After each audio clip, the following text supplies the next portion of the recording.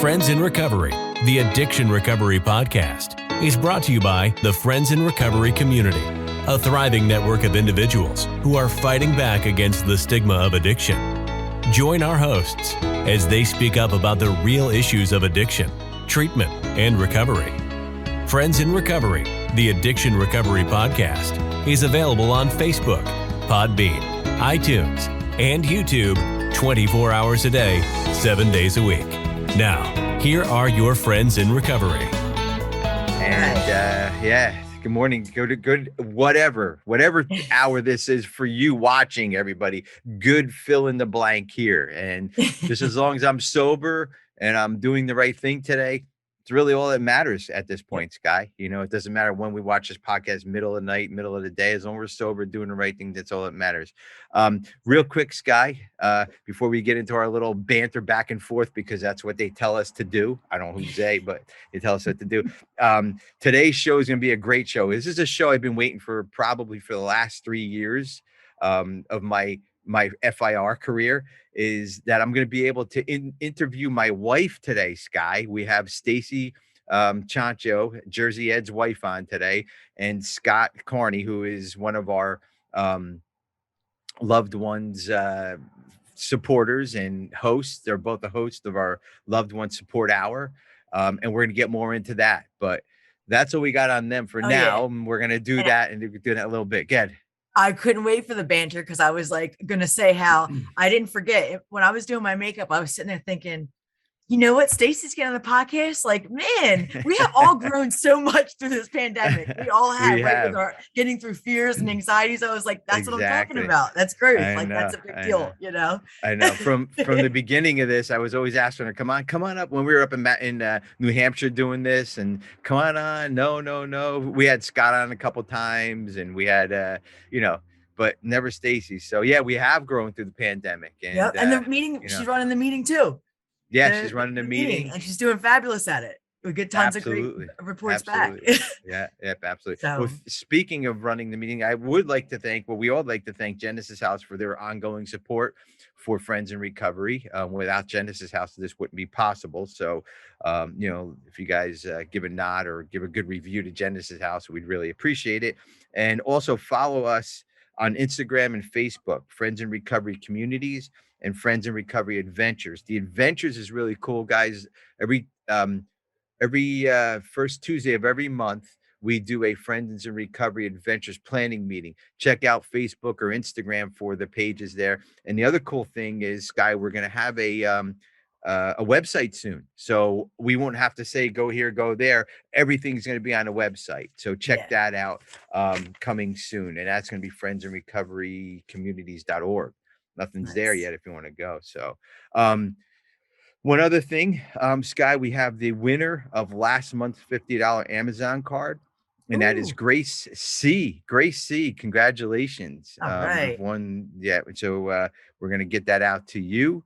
And our October giveaway, we give away something every month just to keep it interesting. What we ask is if you can email us or hit us up on Facebook or Instagram and let us know, give us a shout out. Just say, hey, want to, whatever, joining the contest or hashtag, FIR contest or something, so we know that you're there, and just give us a shout out. Give us a sober shout out. Tell us how long you've been sober. Say, hey, what's up? Whatever it is, send it over. Email us or get us on Facebook. The email is help@friendsandrecoverypodcast.com, or you can find us on Facebook and Instagram under Friends in Recovery Communities or Friends in Recovery Adventures. Either way, that will get to us. So, and the giveaway for this month is for October is this book that I just read and I'm going to reread. I'm rereading, is called The Power of Now by Eckhart Tolle. Amazing book. Anybody in recovery should read this at least 3 times. Normal people, you only have to read once. Us in recovery, this is a book, an amazing book. I'm telling you, if you want to know anything about this book, email me and I'll tell you all about it, because I've been upside down, inside out with this book. So that's this month's giveaway, The Power of Now by Eckhart Tolle. So Sky, how you doing? What's going on? Since you see you're at the coffee shop today, you're hanging Yeah, got my out, you got your usual, latte. yeah, white chocolate mocha, latte over Nice, here. nice, nice, nice. And I've got Yeah, no, my I'm doing good. nothing over here. You got a water. You love water. Stop. I got my water. Here it See? is. I don't leave. It's like MasterCard. No, American Express. They don't advertise. So whatever it is, I don't leave Yeah, home without it. So, but what's going on? exactly. Anything happening since the last time? Not Anything too new? much. No. No, not really. I mean, um, things have just been pretty stable, I Hmm. just living the dream. You're sober. What more can you ask Well, for? and I always say that when you were saying that, as long as you're sober, I always say, as long as I'm above ground, breathing and well, everything else works out. Like somehow or another, Exactly. it's going to work out some way, Yeah. you Yep. know. Exactly. Exactly. And So for especially my family support, my loved ones always help me get it through stuff.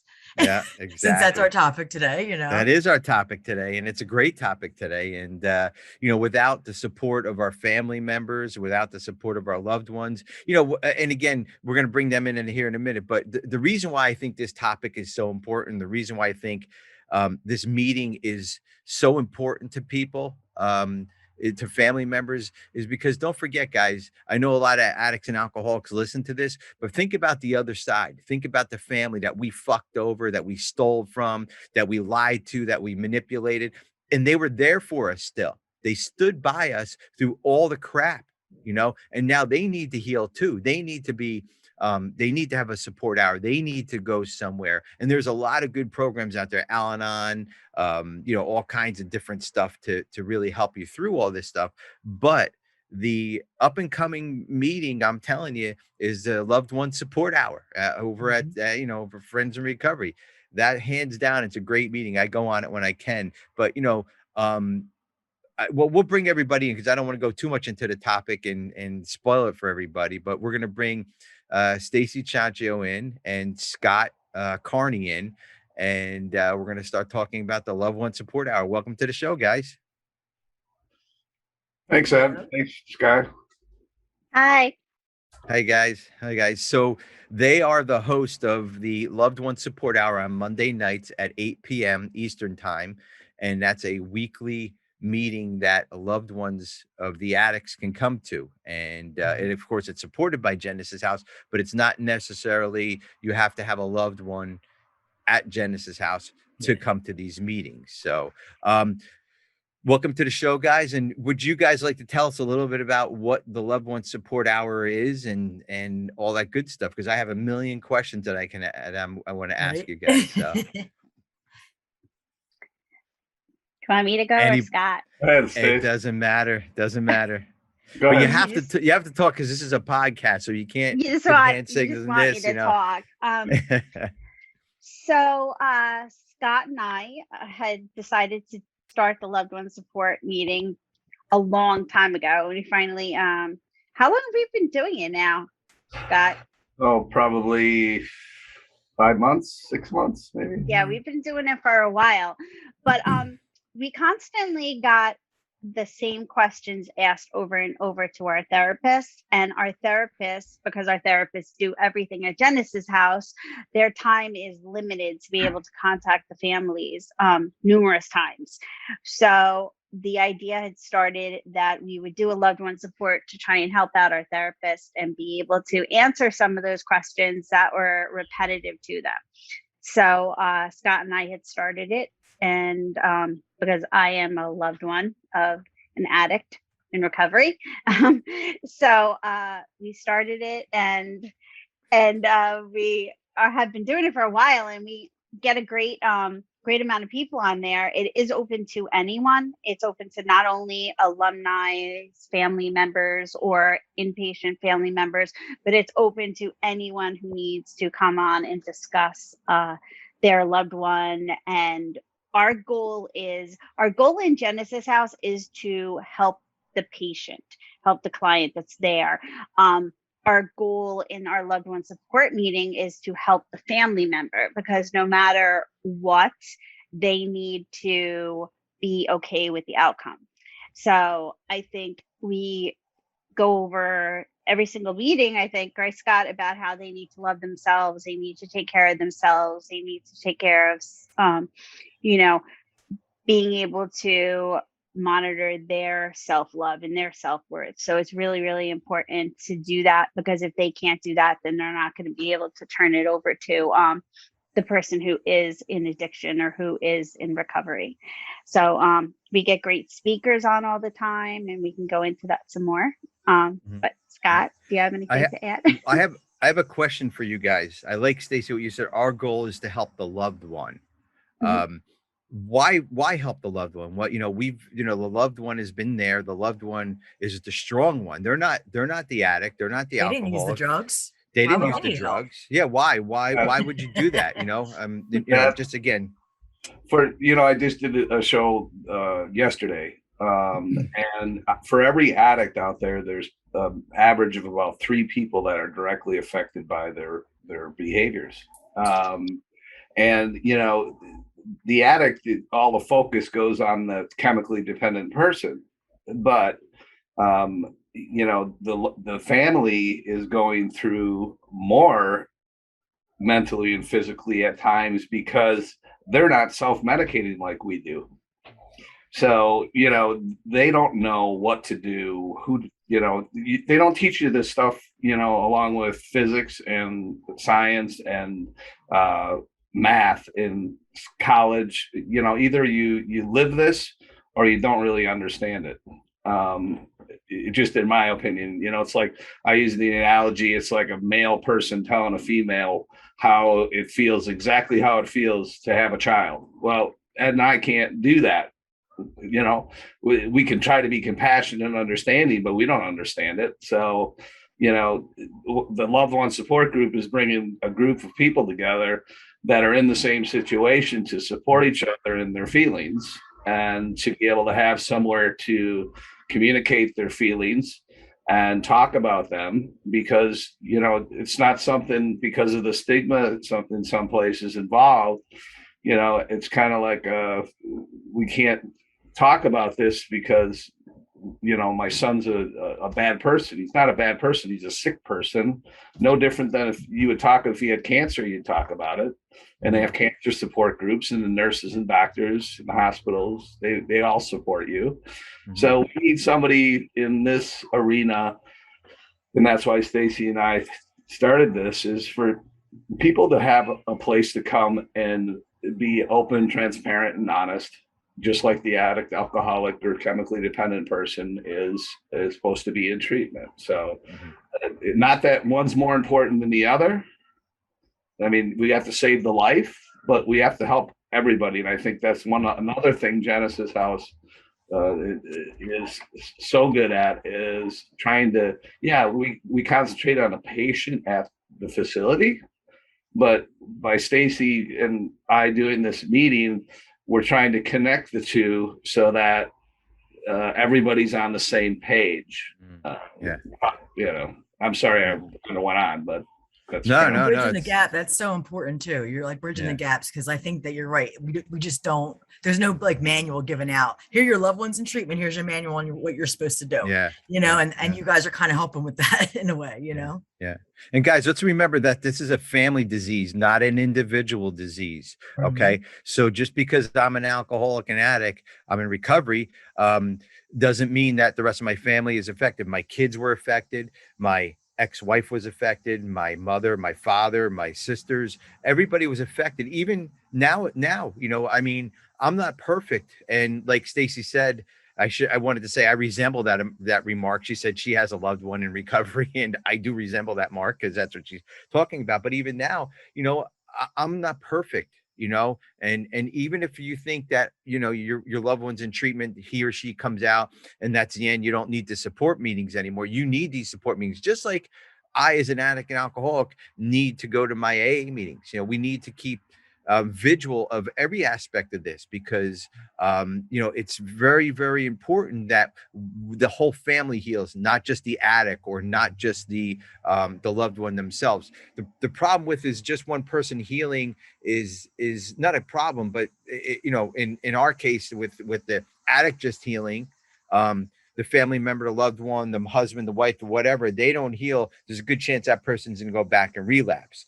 If only the loved one heals and the addict keeps relapsing, guess what? Mom and dad aren't going to help anymore. If they set healthy boundaries, husband, wife may leave and go on to a better life. They're not going to stick around. So that's why it's a whole disease. To me, that's why I think, it's a whole family disease, and everybody has to work together. And these loved one support meetings are so important to heal everybody, to heal from one side to the other.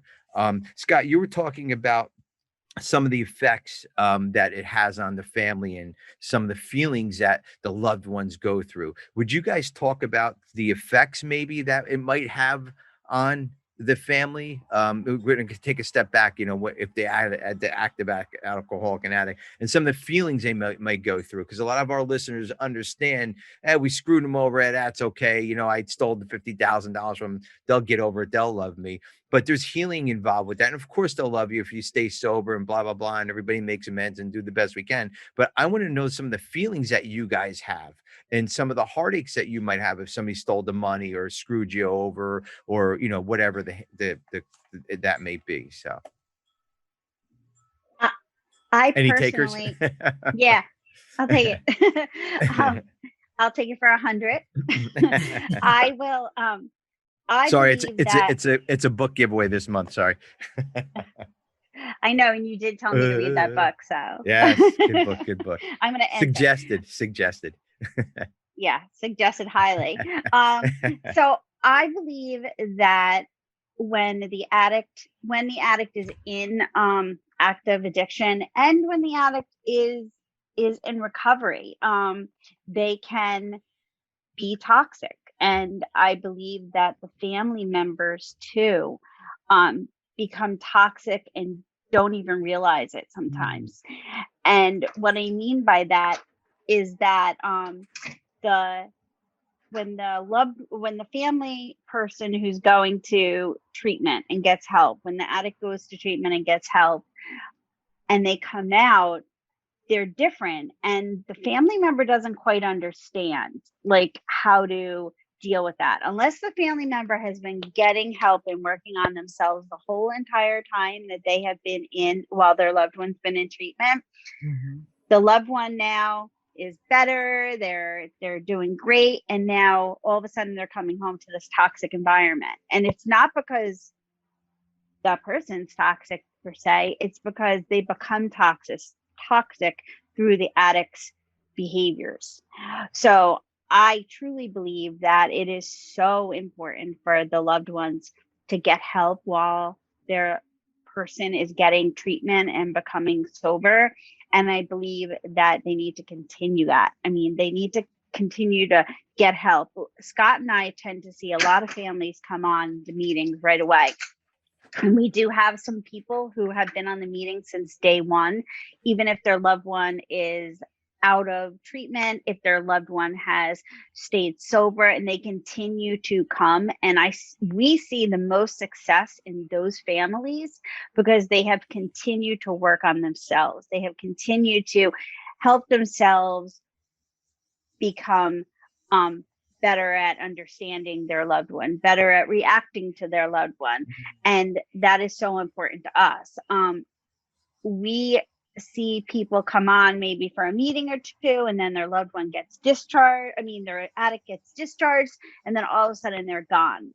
And I don't understand that, because I mean, it is so important for the family to continue, because if God forbid that addict relapses, then all of a sudden they're coming back on again. Like, what do I do? What do I do? Well, continue to come to our meetings, because I'm a firm believer with, even like with Al-Anon, I would go to Al-Anon meetings and I'd be like, oh my God, this has nothing to do with me. You know, my addict wasn't an active addict when I was with he or she.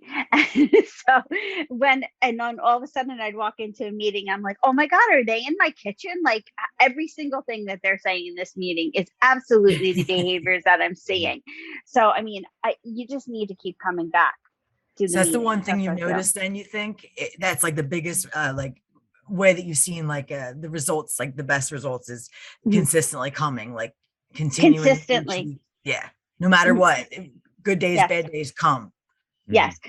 Consistently come to the meetings, and also as Ed had said about what do we see. I mean, we've had family members who don't understand. They're like, oh, they're going to Florida. Oh, they're going to have a pool. They're going to get a massage. They're going to get this. Let me tell you, I would not want to be that addict.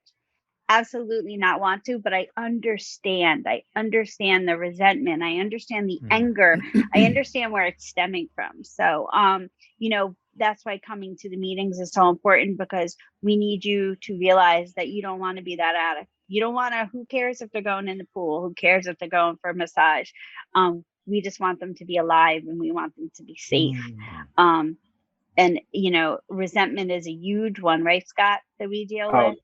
Yeah, it's huge. That's a big thing, and everybody's what's beautiful about, or it's nice about this family support group and bringing people together is,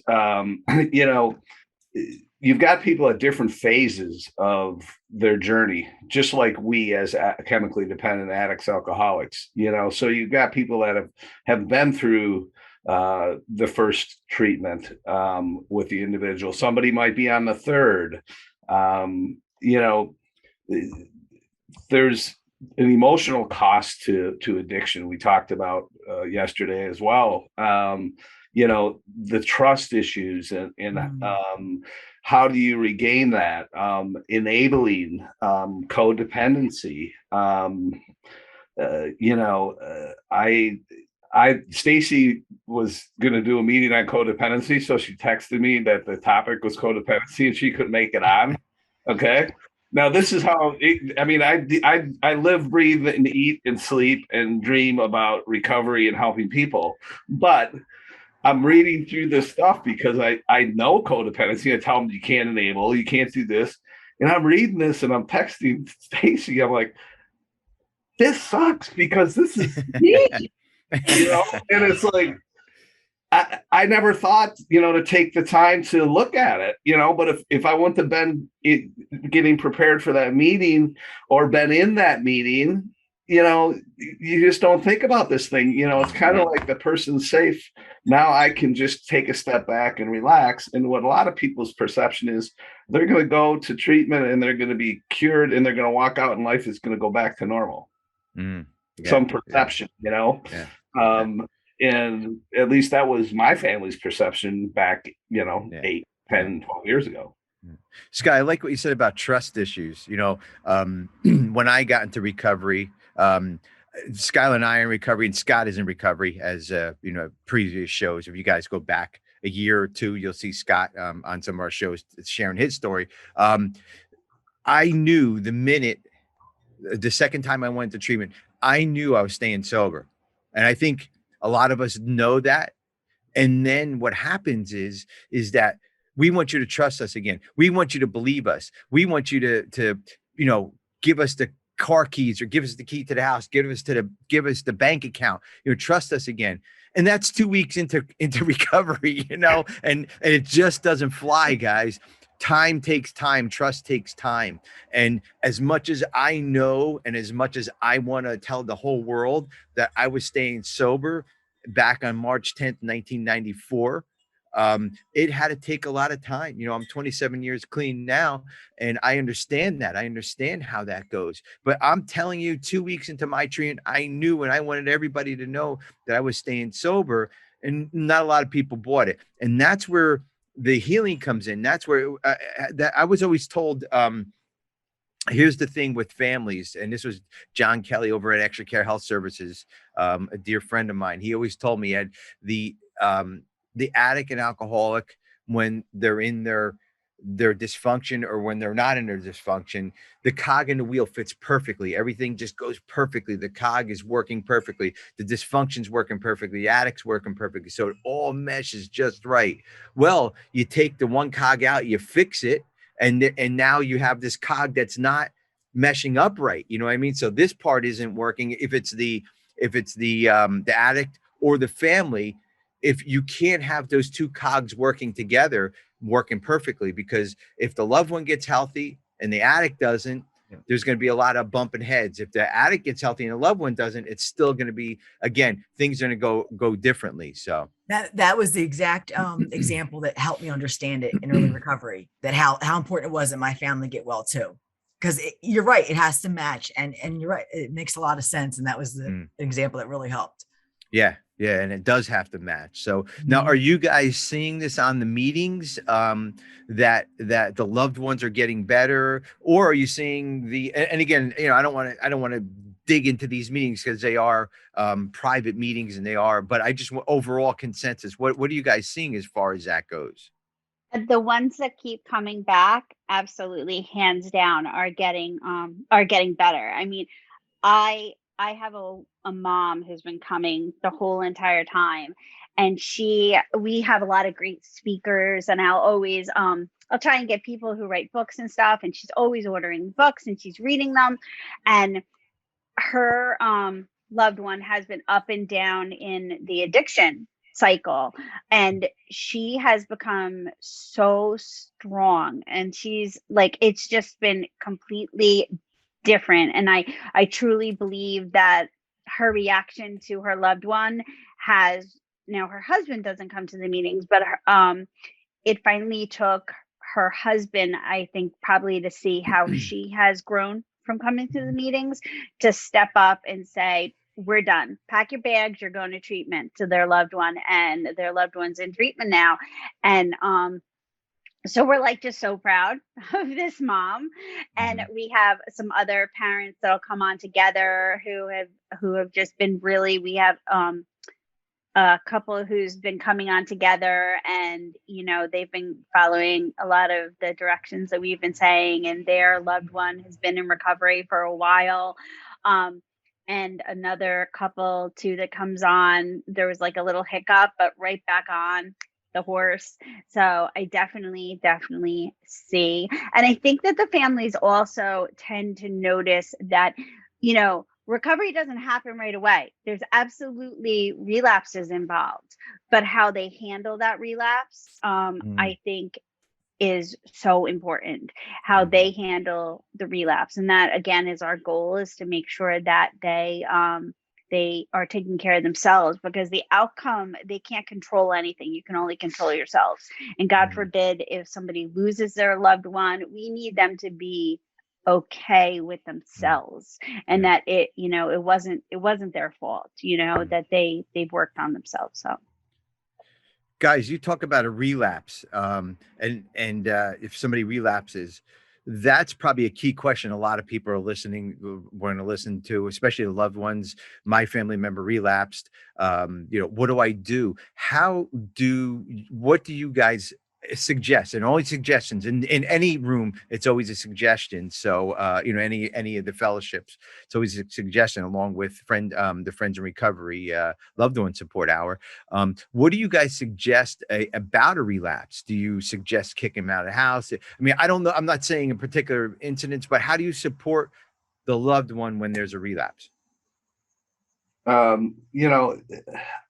always say that there's enabling and then there's support, and there's a fine line between that. I always say to families that I work with or on the meetings is like that you'll support anything that's positive for their recovery, which means, you need to go back to treatment. Relapse is unfortunately something that happens with this disease. It's no different than cancer coming back and after being in remission, very similar.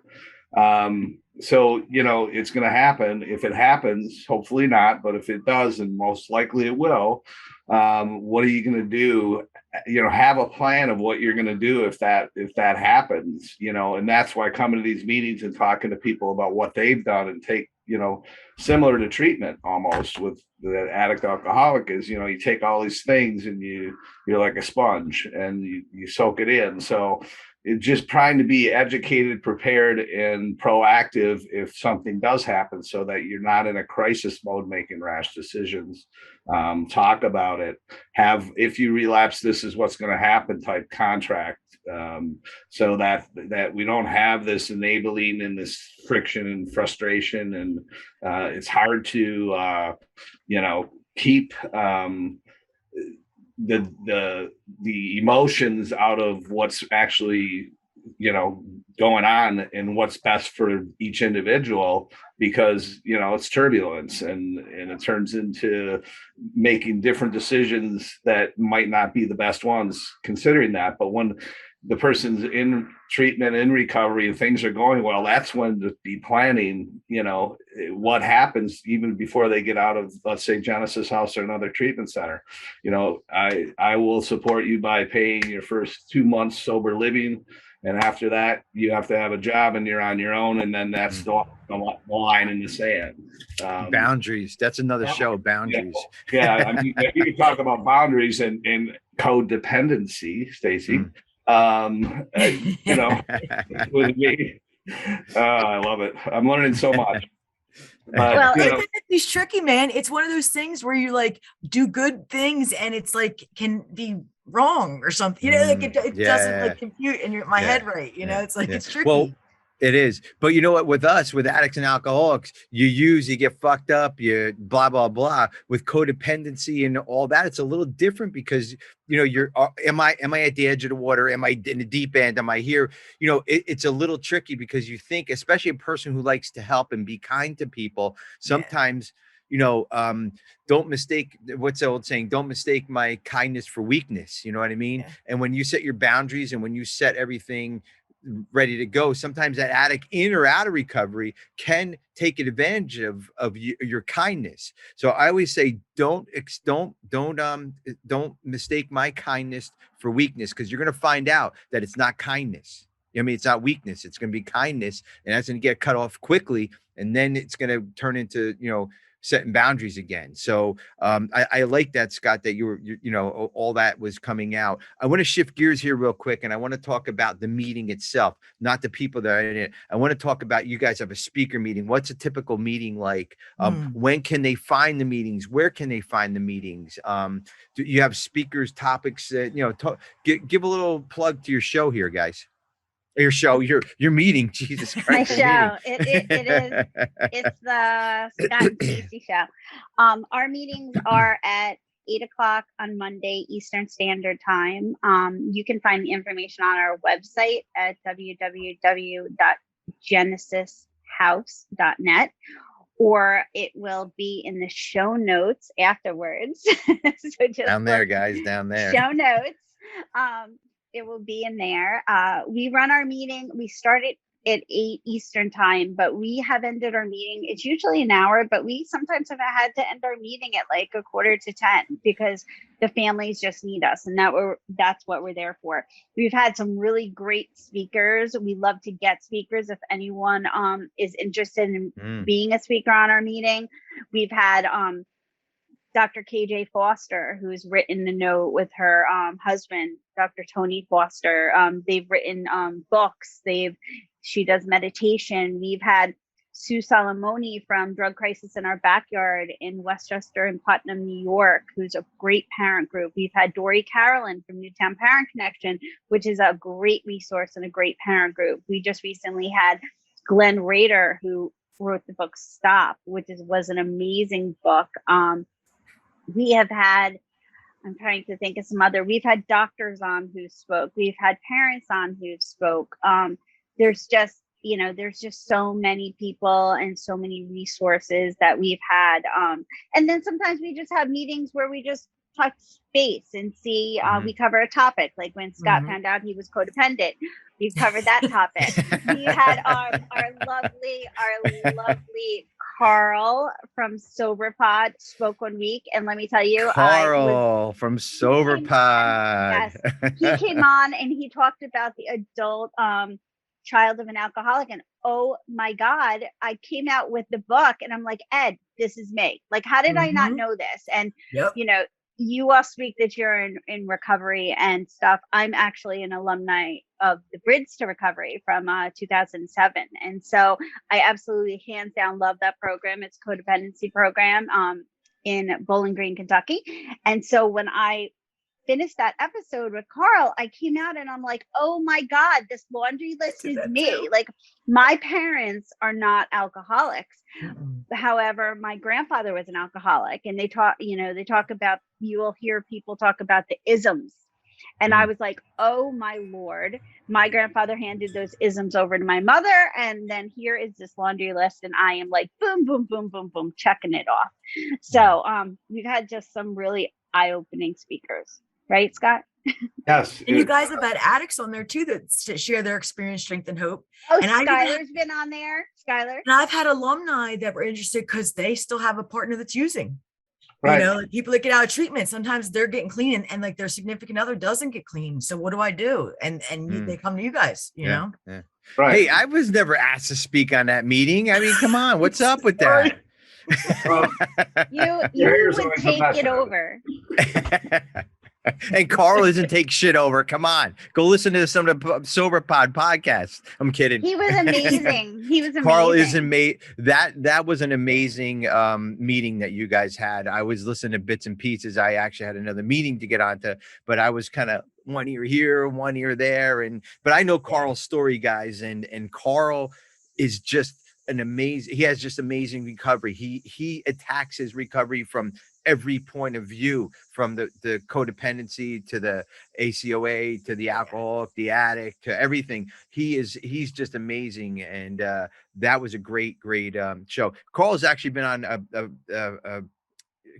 guests on these shows. Yeah, Friends in Recovery. So go back and look through the catalog and take a listen to what he does. And he's also, guys, on a plug here for them on Sober Pod. They talk a lot about this stuff on Sober Pod too. So while we're just talking about Carl, just plug him and just give them a listen over at Sober Pod. So Scott, I'm sorry, what were you going to say?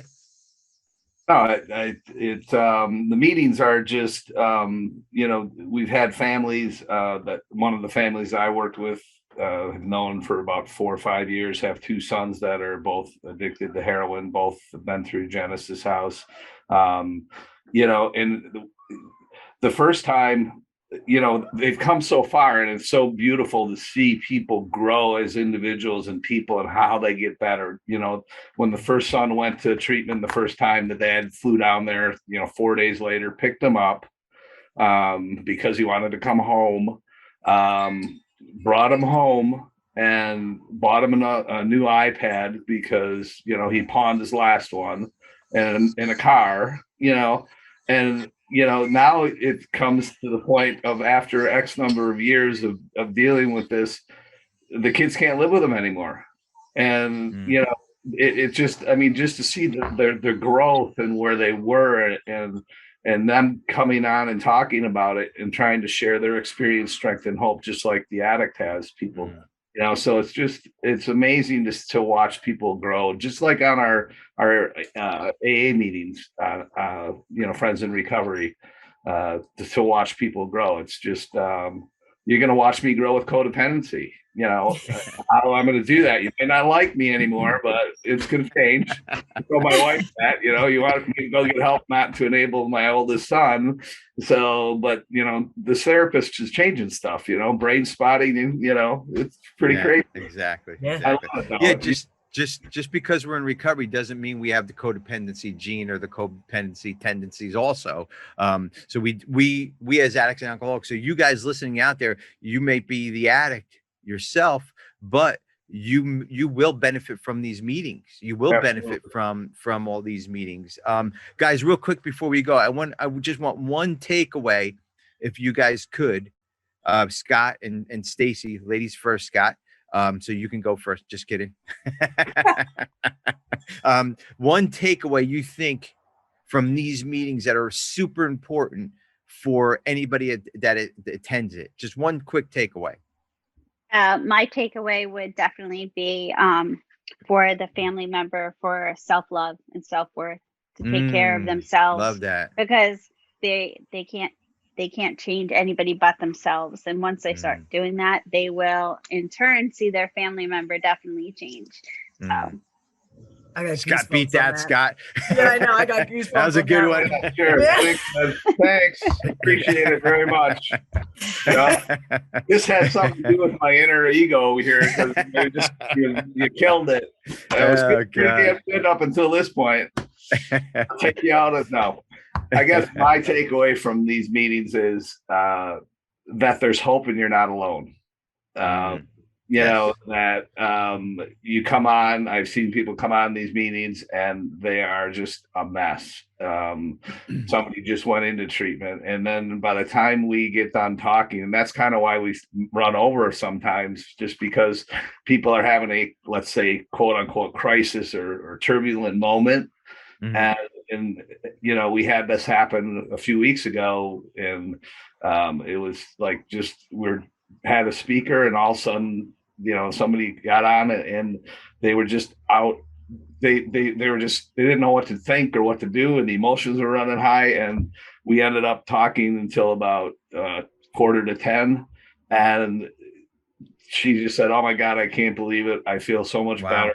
I felt alone. I didn't know what to think. Was I doing the right thing?" And we had other family members telling her, "You're doing the right thing. Here's what," you know, and answering questions and crosstalk back and forth. And, you know, that's what it's about. You're not alone. There's other people that have been through this. There's other people on these meetings that are at different points in their journey.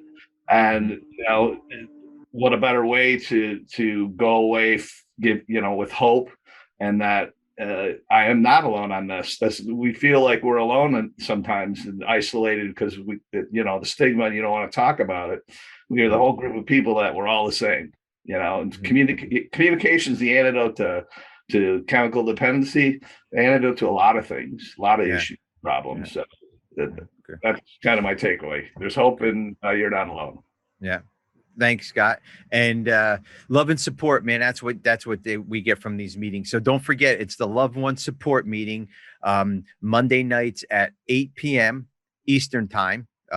If you go to genesishouse.net under connections, you will see all the links for every Friends in Recovery community meetings. You'll see every meeting. But Monday nights, man, just show up, be there. And the links will be here too, underneath. In the show notes, and you guys will be able to. Yes, there you go. And everybody ready? Yeah. It's all be corny. Go like this. Anyways, please show up to the meeting and get some education. That's what it is. It really is just education. And there's nothing wrong with education. I don't care what it is. You read a book, you go to a meeting, you listen to somebody speak. It just betters us as a human being one way or the other. So Scott Carney, Stacy Chionchio, Jersey Ed's wife, I'd like to thank both of you guys for an amazing show, and an amazing topic that's really needed. We really didn't cover it. We covered a couple topics here and there as far as family goes, but this is deeper. This is there's support afterwards. There's meetings to go to. Everything will be in the show notes. Stacy's email, her phone number. Scott, I'll put your email and phone number in there if you guys want to contact them. Just look at the show notes. And Sky, any closing words on this great, one of our better podcasts, I'd have to believe.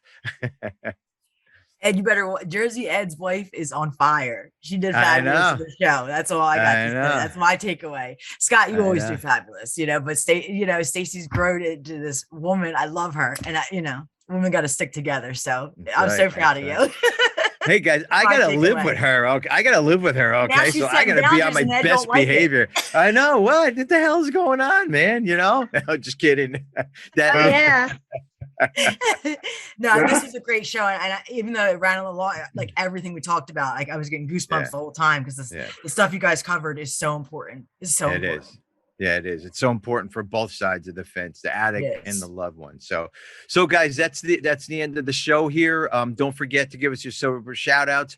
Help at friendsandrecoverypodcast.com. Facebook or Instagram, give us a shout out. We'll get you entered. If you want to be a guest on the show, if you want to just, send us an email or a comment below on anything, we try to get back to you in a reasonable time. And that helps us for guests, that helps us for future shows. And And that's about it, Sky. This is an amazing show. Thank you, Scott and Stacy, and stay sober, everybody. Thank you. Thank you. This concludes this episode of Friends in Recovery, the Addiction Recovery Podcast. Follow us on Facebook for past shows and updates, and enjoy free access to twice daily support meetings. Friends in Recovery, the Addiction Recovery Podcast, is available on Facebook, Podbean, iTunes, and YouTube 24 hours a day, 7 days a week. Since 1992, Genesis House has been helping real people heal from addiction on their private recovery campus in beautiful Palm Beach County, Florida. Their family-owned program is accredited by the Joint Commission and offers detox and dual diagnosis treatment in a comfortable and confidential setting. At Genesis House, they focus on treating the underlying causes of addiction. Their comprehensive approach includes psychiatric care, individual and small group therapy, trauma healing techniques, and holistic care including yoga, massage, and animal-assisted therapy. After treatment, their clients enjoy the lifelong support of a nationwide network of Genesis House alumni. Call Genesis House today at 1-800-737-0933 to speak with someone who understands. Visit them on the web at www.genesishouse.net. It's time to start your journey to a long and successful recovery.